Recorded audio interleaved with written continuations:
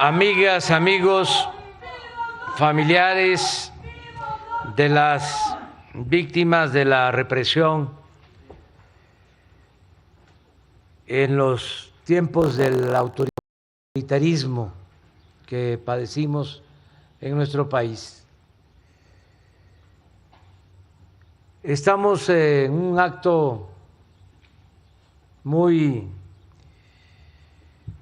fuerte y al mismo tiempo muy lleno de significados y de dolor, pero también es un acto de esperanza, es un acto para buscar entre todos cerrar una etapa, una historia negra de sufrimiento, de represión y dar inicio a una etapa nueva que ya, podría yo decir, comenzó desde hace un poco más de 3 años. Los que lucharon por una patria justa, libre, independiente, no tuvieron la posibilidad de hacerlo más que con los métodos que podían llevar a cabo, con las movilizaciones y en algunos casos también con las armas, porque no había manera de buscar una transformación, un cambio, de hacer valer la justicia ante el predominio de un régimen autoritario, antidemocrático. Ya todos sabemos que se hacían las elecciones solo para cumplir con un requisito, para llenar el expediente. La Constitución se respetaba en la forma y se violaba en el fondo.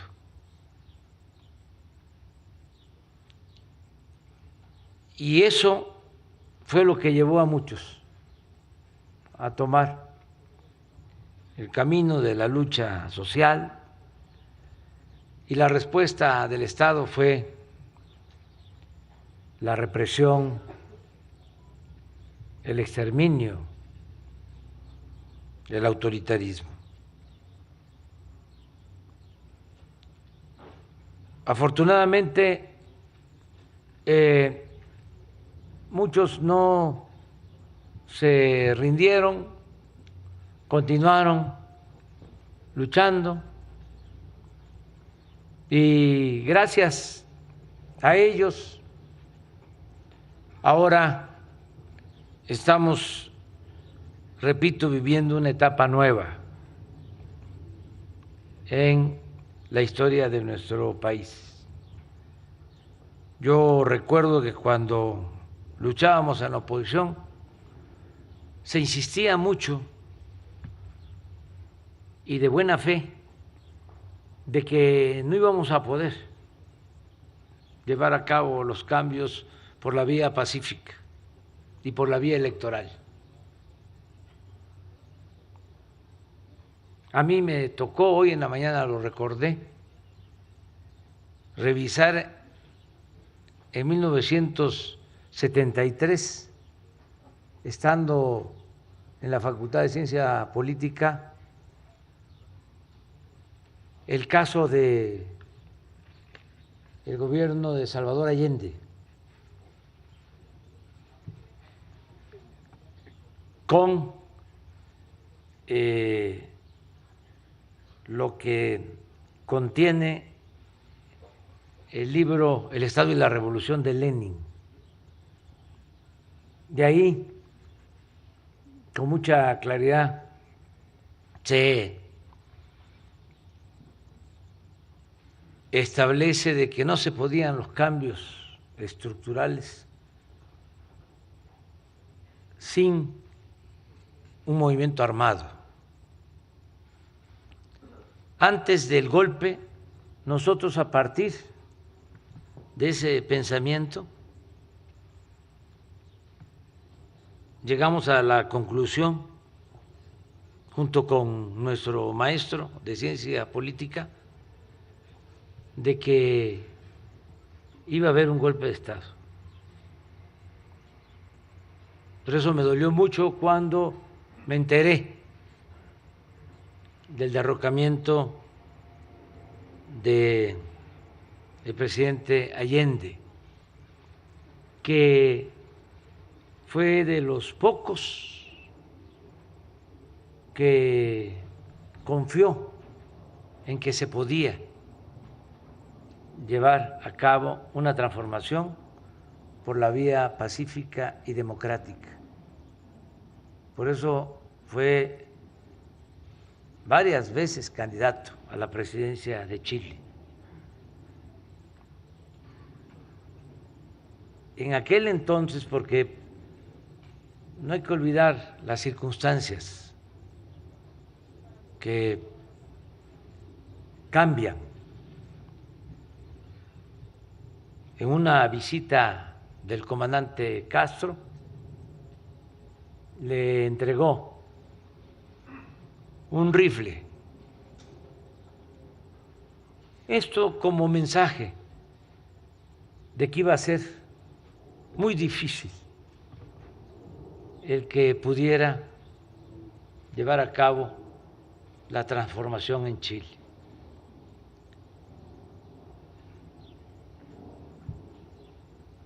Ese era el pensamiento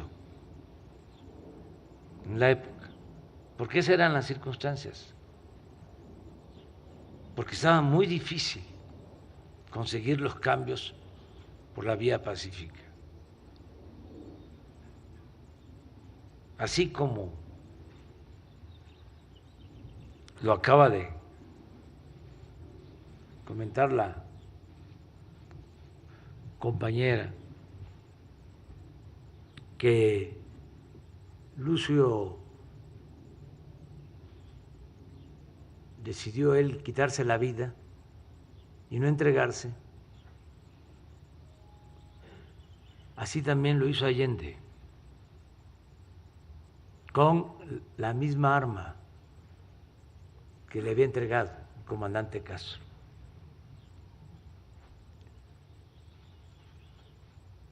Pero aún con eso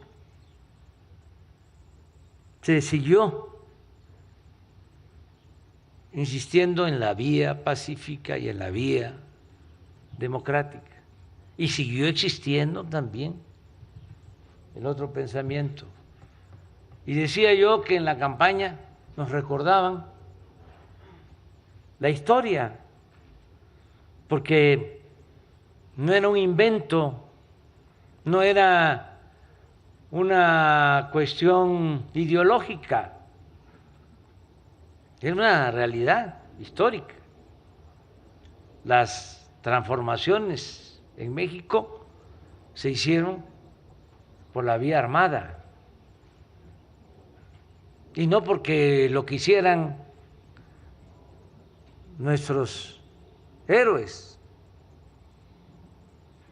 Hidalgo y Morelos eran curas, sino porque así se presentaron las circunstancias. Y era muy difícil enfrentar a un régimen autoritario en ese entonces y luchar por la independencia de México. Fue todo un desafío a ese pensamiento conservador el que Hidalgo proclamara en ese entonces la abolición de la esclavitud. Por eso el odio hacia Hidalgo, que no solo lo asesinan y le cortan la cabeza, sino le exhiben 10 años en la plaza principal de Guanajuato.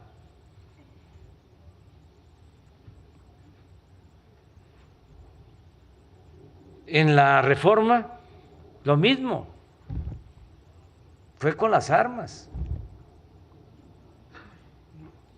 Y en la guerra de intervención se restauró la República con las armas, porque nos invadieron. En ese entonces el ejército más poderoso del mundo, el ejército francés, y esa fue la segunda transformación. Y la Revolución Mexicana, pues todos lo sabemos, fue un movimiento armado, porque existía una dictadura y el pueblo estaba esclavizado, y el pueblo y los dirigentes revolucionarios llamaron a tomar las armas, hasta de manera abierta, pública. En el plan de San Luis aparece la convocatoria, el llamamiento de Francisco I. Madero a tomar las armas un 20 de noviembre a las 6 de la tarde. Entonces, por eso con mucha razón decían, no van a poder, no lo van a permitir. Y nosotros insistimos de que se podía, y que sabíamos además que las cartas estaban marcadas y que los dados estaban cargados y que existía y padecimos de fraudes electorales, y aún así continuamos luchando. Afortunadamente, por esa perseverancia y de muchos luchadores sociales, primero los que lo intentaron con otros métodos y los que siguieron, porque estos momentos son fruto de aquellos tiempos de lucha, de muchos tiempos de sacrificio y de lucha, de mucha gente. Entonces, ya están cambiando las cosas en el país y en el mundo. Estamos viendo en nuestra América cómo por la vía democrática. Lo que acaba de suceder ahora en Colombia, nunca había ganado un movimiento de izquierda. Era muy difícil Colombia, un conservadurismo de lo más arraigado en toda América y con mucha influencia extranjera. Y aún así se triunfó. Entonces, estamos viviendo nuevos tiempos y yo creo que este acto es una prueba de que se está cambiando. Desde luego es un primer paso, como aquí se dijo, y no queremos que esto quede en la superficie, no queremos la simulación,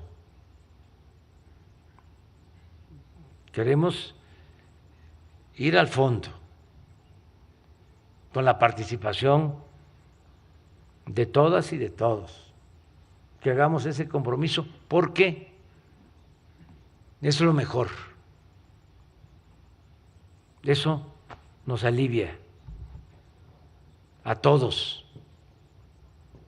Es un acto de reconciliación nacional que necesitamos. No se le puede dar vuelta a la hoja, así nada más. Tenemos que conocer la verdad y tenemos que conocer toda la verdad y que haya justicia para que no se repitan actos oprobiosos, para que no vuelva a haber represión, autoritarismo en nuestro país. Por eso,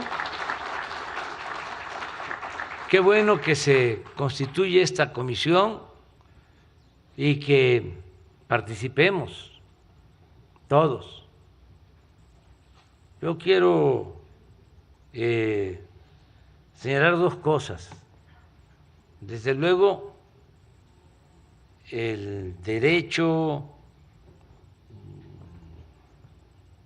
en demasía que tienen los familiares de las víctimas para pedir justicia. Eso es lo más importante. La Fiscalía, Andrés Manuel. Va a haber también la participación de la Fiscalía, aunque es un órgano autónomo, respetuosamente le vamos a pedir que participe, que trabaje en este grupo, en este equipo. Por eso, lo primero es lo que ustedes, las víctimas y familiares de víctimas, estén haciendo, porque va a depender mucho de ustedes.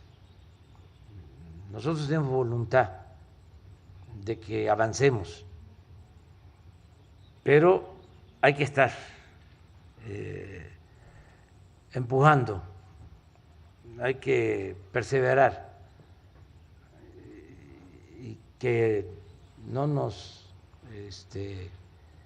conformemos con estarnos reuniendo cada 2, cada 3 días o cada semana o menos cada 15 días, no, trabajar,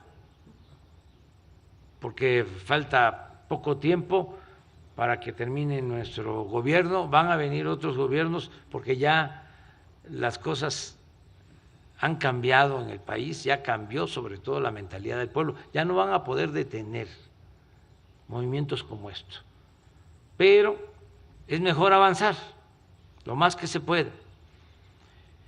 Entonces, que ustedes con quienes están ayudando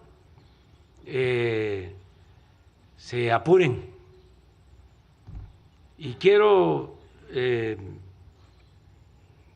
hacer 2 reflexiones finales. Una, el que no debe de olvidarse que la responsabilidad principal, incluso legal, recae en las autoridades civiles. Hoy lo repetí en la mañana, hablando del caso del 68, de la represión del 68. La responsabilidad mayor, o mejor dicho, la orden de reprimir, la dio Marcelino García Barragán, secretario de la Defensa, o Gustavo Díaz Ordaz, presidente de México. Pero además, formalmente, el presidente es el comandante supremo de las Fuerzas Armadas. Entonces, actos que han manchado la trayectoria de contribución al desarrollo de México de las Fuerzas Armadas han estado vinculados, relacionados con órdenes recibidas por gobiernos civiles. No quiero, porque no es el momento de ejemplificar sobre lo acontecido en los últimos tiempos, pero fue una orden dada desde arriba y que sin querer convencer a nadie, nada más para tener todos los elementos y ser objetivos y sobre todo justos. El ejército mexicano es un ejército surgido de un movimiento revolucionario y es distinto a la mayoría de los ejércitos del mundo. Este ejército tiene sus orígenes en el pueblo. El soldado es pueblo uniformado y en la mayoría de los oficiales de alto rango existe una vinculación directa con la gente.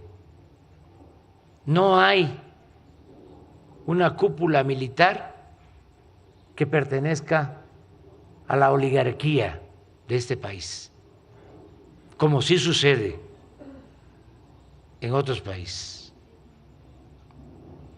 Cuando me tocó decidir sobre quién iba a estar de secretario de la Defensa, hice un análisis a fondo, desde su actitud en cuanto al respeto a los derechos humanos hasta su responsabilidad como militar, pasando por su honestidad y compromiso con el pueblo.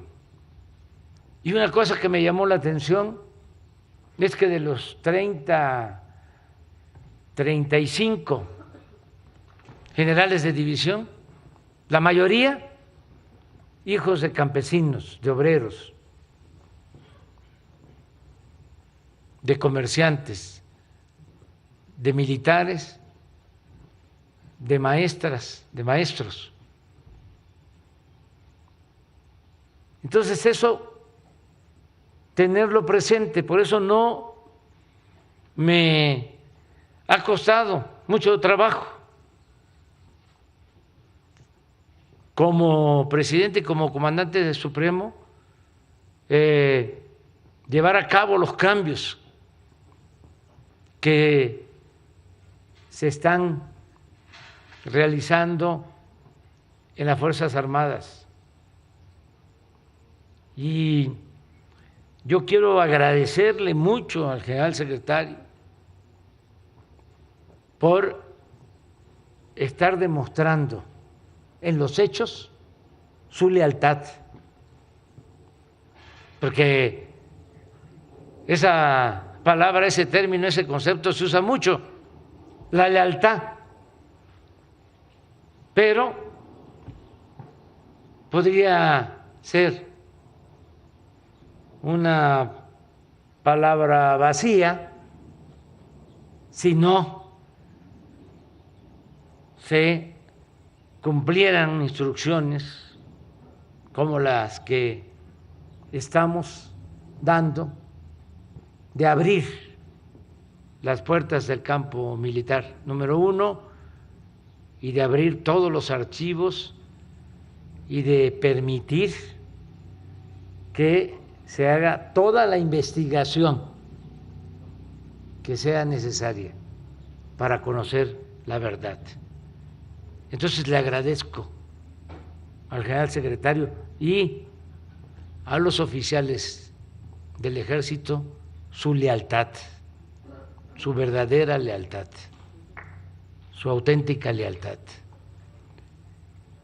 porque esa es la instrucción, el que no ocultemos nada, absolutamente, cero impunidad, y que podamos entre todos aclarar esta situación y que podamos, yo espero que no en mucho tiempo, tener ya un relato completo,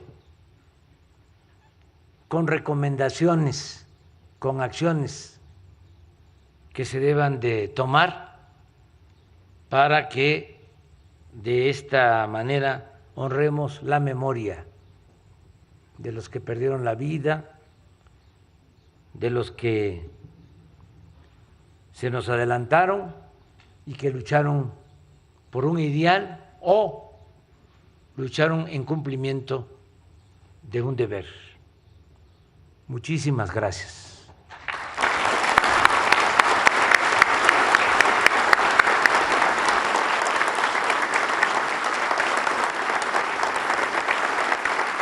Favor de ponerse de pie.